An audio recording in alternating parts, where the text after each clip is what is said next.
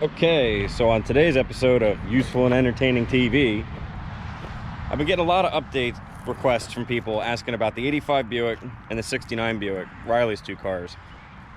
There's the 85 that we picked up 2 or 3 years ago back in July. It's been moved from property to property.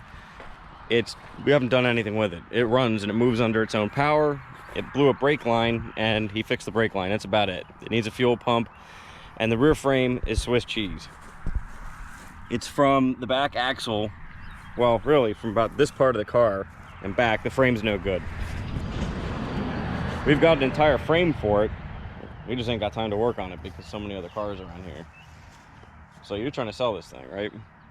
Yeah, now that I got another car, I'm probably gonna sell it. It's like my Camaro. It looks good when it's clean. It's just garbage.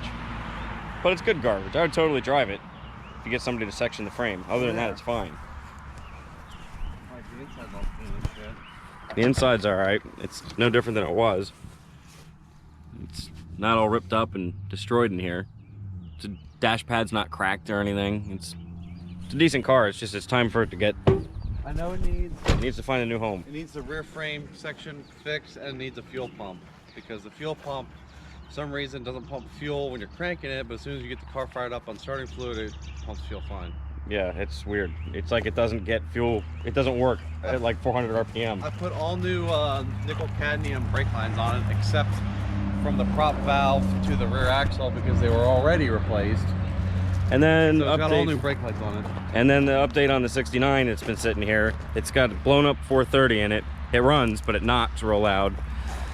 So what Riley did was, if you guys remember, last May, we went down to York and we bought another 430 out of a 67 Riviera that needed rebuilt. Well, he took that to the machine shop and that's almost done being rebuilt. He did some mods to it. He put a cam in it, small stuff, nothing crazy. Now I was gonna put the 430 in this car, but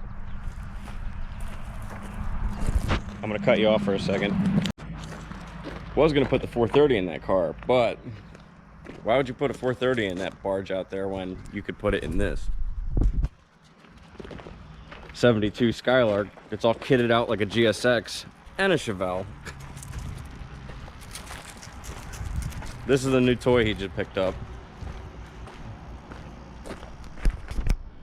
So it came with Steelies, and I gave him the Kragers off my Cutlass. Those are the Cutlass wheels, the official Cutlass wheels.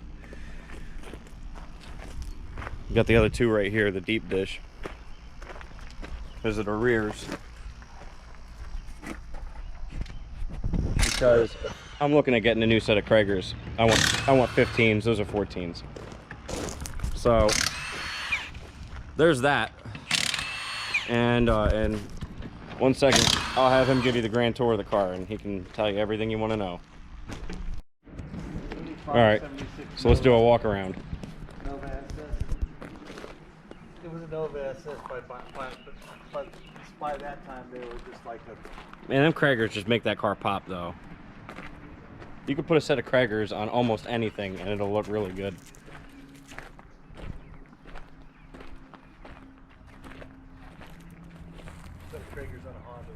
A set of Kragers on a Honda probably would look good.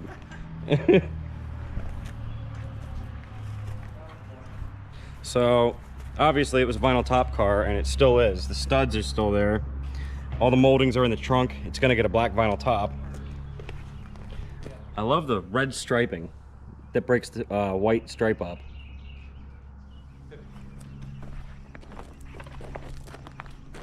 Back bumper needs steel wool. There's a lot of primer overspray on it and green from wet sanding. But yeah, it's like a Chevelle and a GSX in one. Riley, how much did you pay for this car as it is, minus the wheels? 6,500 bucks. How much? 6,500 bucks. Is that why you bought it? Probably. Hell yeah, that's why you bought it. 6,500 bucks, and it runs. It's got it's got no options. It's got air conditioning and it's got an antenna in the windshield. Power brakes, power steering. Power brakes, power steering. I don't consider those options, but yeah, I guess he's right. It's got a Buick 350 in it, and the idea is to take the Buick 350 out and put it in the 69 Electra and take the 430 and put it in this. So Here's your dash. We got the door panels are no good. He has to get new panels for the doors. The steering wheel is boof. It's all cracked and broken. It's got the old man leather wrap. That's why the Pontiac in the junkyard doesn't have the steering wheel. He got the smaller 3-spoke Pontiac wheel for this. It'll look great in there.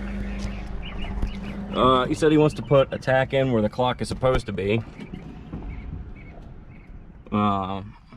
Needs a radio. It's still got the factory radio plate, which is what counts. He just put the gauges in it. It's still got the original headliner in it. He's looking at getting another bench seat, one that has a center folding down armrest like my Cutlass has. And let's see what it's got under the hood.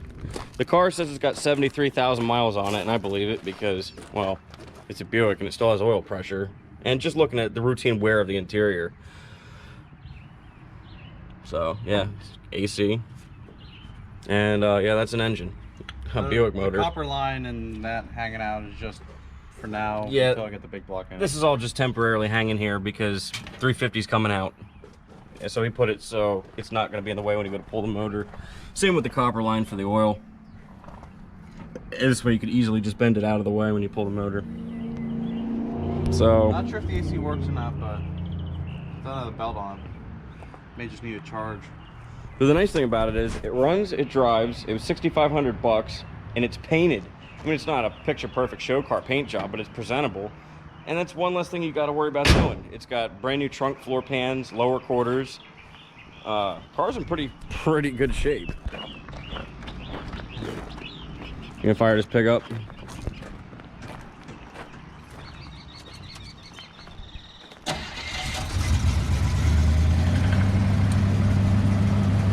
What's the oil pressure like? Lift the little dog here.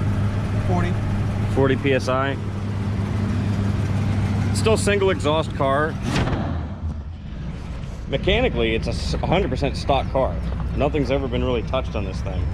You can see the one lonely tailpipe going.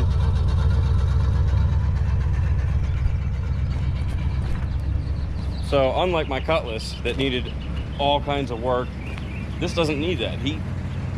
It's already done for him. The Cutlass, when I bought it, needed all new interior. The carpet was no good. I had no headliner. The seats were trashed. The car had 4 different layers of green paint on it. This thing's ready to rock and roll.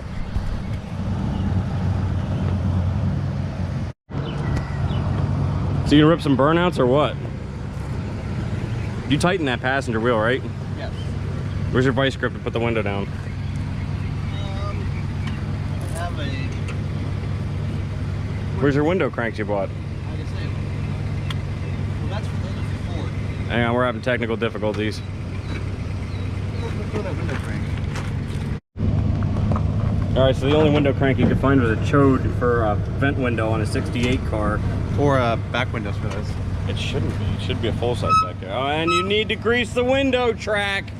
Ow! Definitely needs to grease them tracks before he puts door panels on it.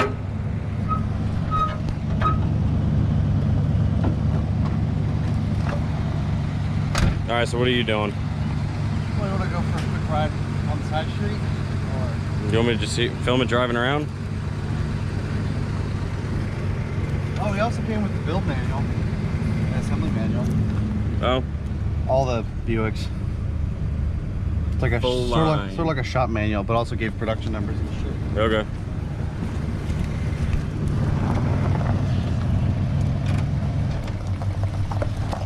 You got brakes now, right?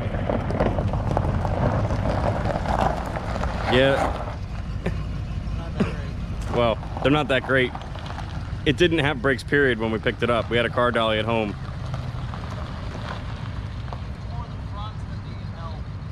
Yeah.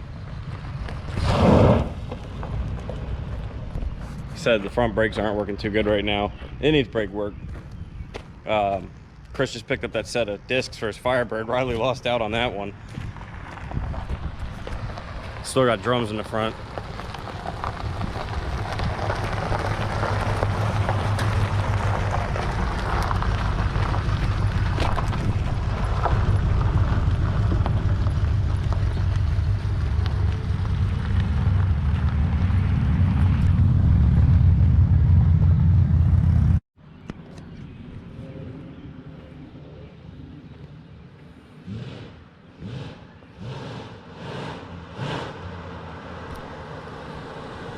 Do it again.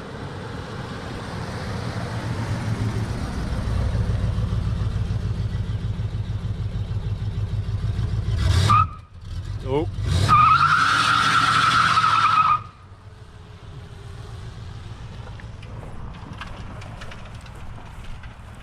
Ooh, that tire's sticky. I can hear it picking up stones as he drives. Way to ruin a brand new set of tires you just got. Well, tire. Ain't got no posi. That solves that question we had. How's the patch?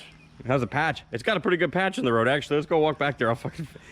It's a good patch, but it's just one tire. I don't know, because I've seen people outside. Oh, dude, the fucking dog started going nuts. Whoever has a dog over in that house. It's roof, roof, roof.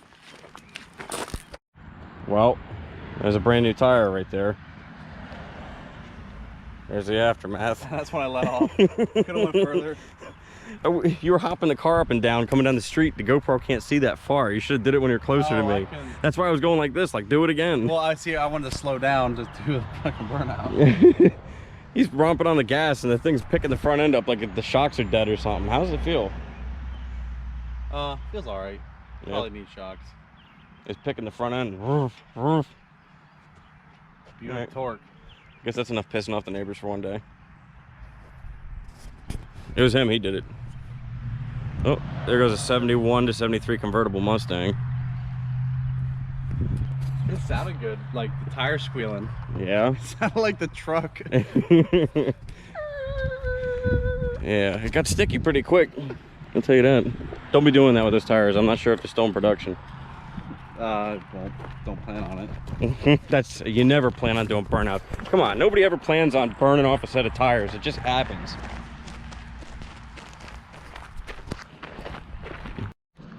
All right, so I think that's gonna wrap this video up. That's just a quick introduction to his car.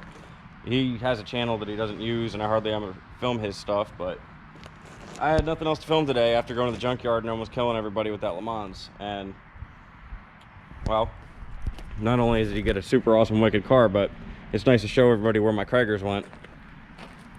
So, and I'm getting a phone call. So I'm gonna wrap this up and I'll see everybody later. Let us know what you think down in the talking section. Later.